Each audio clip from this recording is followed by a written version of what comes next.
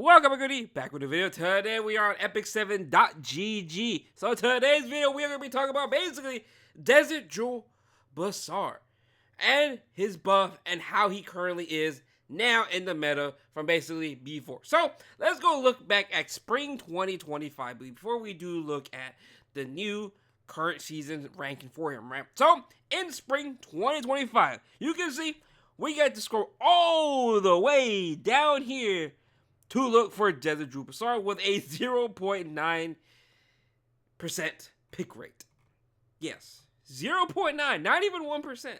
But technically, it is basically 1%. So, now we go over here to summer 2025, and we will see Bazaar is jumped up all the way to a 5.1 pick rate, which is good. But this is just like, what, a week? Not even a week in terms of the balance patch. And he has gone up quite a bit. So basically, he got a buff with this recent balance adjustment, which basically it made him much, much better. He really didn't need a buff. But honestly, and then buffing him made him just so much better than he was before. So before, or actually with the buffs, they did give him more healing, not too shabby, especially with 10 soul. That's really, really nice. More healing on top of that, very, very nice. But drastically, what made the difference would be the S2. Desert Storm before is basically a fixed barrier inversion, which basically gets rid of the barriers and does damage, right? And before, it just inflicted decreased hit chance for 2 turns. But now, instead of that, it has dispelling 2 buffs and 100% chance to decrease combat readiness. You know how crazy that is? 2 buffs. So like FCC, yes, FCC got buffed, which obviously made DJB already good before, right? Whenever FCC got buffed, DJ got good. He was good already. When you see FCC, boom, pick DJB. But now it's even more better to pick DJB because now he's able to basically do the barrier inversion and he is dispelling 2 buffs as well. That is insane. So him versus like Boss Arunca is a perfect example here. So when you are going against a FCC Boss Arunca, you pick DJB. DJB will barrier inversion and it will get rid of Boss Arunca's barrier, defense buff, and any other extra buff she does have, which is quite insane when you really think about it. That's good. And he decreases by 20% combat readiness. Quite insane. S3, he has inbuilt what? Aureus at this point? Not even Aureus. It's just a damage reduction. When the skill is not on cooldown, he gets a 30% damage reduction as well.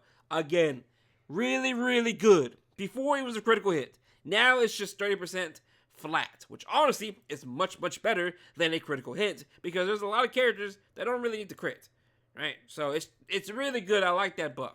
So that big old change on the S2 just makes him so much better now to pick. The ideal build is going to be resist and speed. A lot of people, and I mean a lot of people, are picking him and making him extremely fast. They making him like 280, 290. Some of you are making him 300 if you can, right? He's just really, really good of a unit to really start building right now. If you don't have him built, I highly recommend to build this character. This character is definitely worth it. Now let's go over here and look at the win rates, right? So again, this is summer. We are looking at Masters. Honestly, Masters is kind of pointless to look at. Now let's go look at Challenger. You see it going up.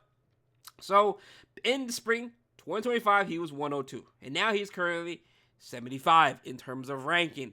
Again, big old value. Now again, you're going to ask yourself or ask me questions. Is counter really worth it? No. Honestly, speed is the way to go now on DJB. Counter before was perfectly fine with him because he was counter, heals, and all that. That was typically the old DJB build. But now, it is strictly just go for speed. Now, do you really need him that fast in terms of 280, 290, 300? Honestly, that really depends. That really depends. Especially in higher up leagues in terms of legend. Having him that fast is pretty good. It really is good, especially now, or even before, he just kind of destroys SPPs, Lunas, and all that, Lua. So, like, he's just a really good unit. So, does he really need to be that fast? Honestly, yes. but maybe you could get away with a slower DJB because you do want him on slow constellation as well. So maybe you could get away with it. Just be careful, right?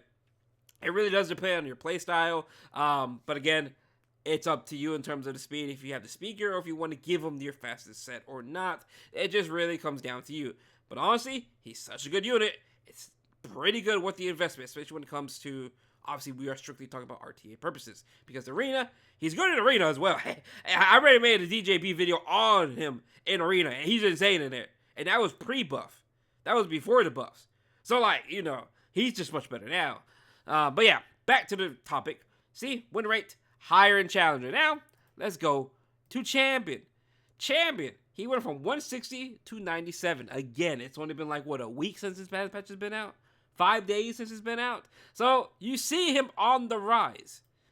Especially right now in this meta, he's really, really good. Obviously, Warlord doesn't really count because it just came out, Warlord. Now, let's go look at Emperor. Emperor, he went from 151 to 106. You can see every time we go higher and higher, it's just getting much better and much better. Now, in terms of Legend, which honestly, that's going to be if you are, you know, a top tip player, competitive player, you're trying to go for Legend. This is kind of what you really want to look at, right? Emperor, Legend, even Champion to an extent are really, really good ways to look at statistics. Because again, you can just do it yourself. You can do this on yourself. Just go Epic 7 DG and then look at hero analysis. You could do this yourself. Honestly, I would look at anything Champion, Emperor, Warlord, Legend are the ideal ways to go. Obviously, you could kind of ignore Masters and all that because those are kind of whatever in terms of like win rates, honestly.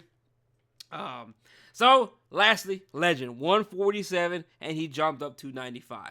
I really don't remember what happened in the Pursuit season because bro was ranked 100. So I'm like, I don't really remember this season at all why he was there. Because even when you look at the other seasons, he wasn't too far back. Well, he was back here in Emperor and all that, but Legend, for some reason, he was 100. I don't know why though. I don't remember why. Pursuit. It's been a while, but yeah, he is just on the come up. It's been 5 days. It's just gonna get much better because guess what? Every time you see FCC, you can pick you can just pick this man. Funny enough, people have been drafting FCC and DJB together. It just really comes down to you in terms of really what you want to do, in terms of your drafts and all that. But again, he is definitely worth building. If you have not built this character, highly recommend it. You can tell he's been on the come up. This balance patch really just made him so much better than he already was before. He was already perfectly fine. He really didn't need a buff.